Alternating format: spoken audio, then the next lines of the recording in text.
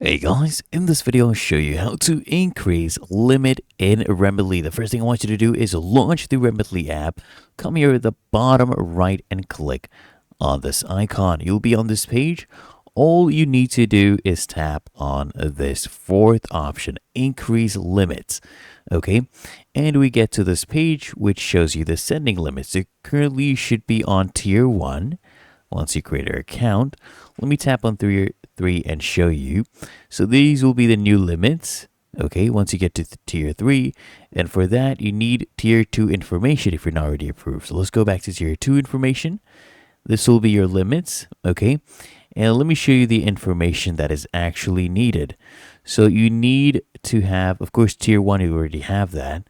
Once you create your account, you need your full social security number or IT number, your government issued photo ID, and any additional information by use of their service, okay, including details of your source of funds. So once you have that, you just tap on continue, fill in that information, submit the required documents. Now here, let me show you tier 3 again.